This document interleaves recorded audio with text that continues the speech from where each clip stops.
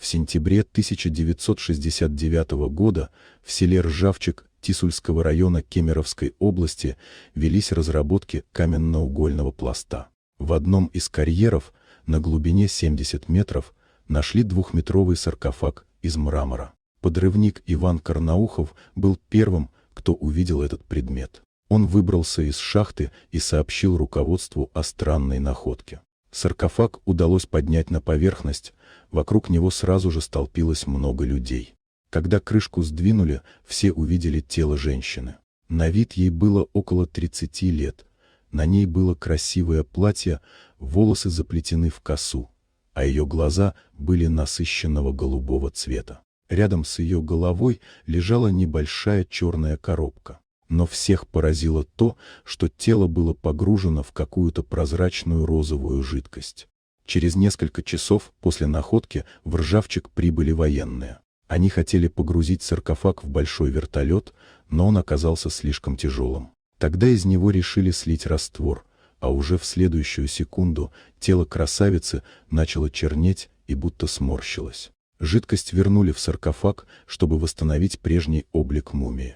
Еще через несколько часов мраморную гробницу погрузили в вертолет. С тех пор о ней ничего не было слышно.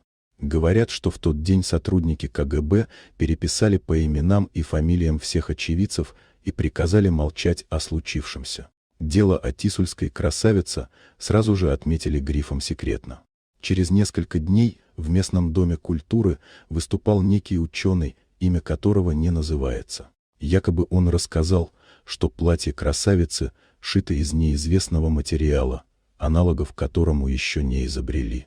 А еще он рассказал любопытным жителям Ржавчика, что возраст найденной мумии составляет 800 миллионов лет. Получается, она на сотни миллионов лет старше динозавров. А еще старше первых месторождений угля в Кемеровской области, которым не более 340 миллионов лет.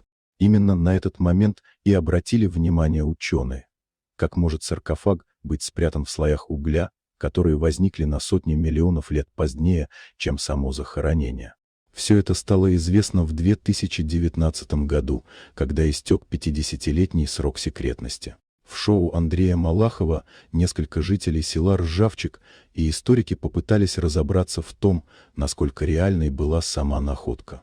По словам историка спецслужб Валерия Малеванного, он лично видел секретные документы о тисульской принцессе, коды работал в 90-е в архиве КГБ. В интервью Малеванный утверждал, что в 1972 году Юрий Андропов, руководивший КГБ, приказал остановить все шахтерские работы в том месте, где нашли саркофаг. В 1973 году этот район оцепили, а раскопки проводили военные археологи. По словам Малеванного, тогда нашли еще 2 гробницы. Все данные о них тоже были под грифом «секретно».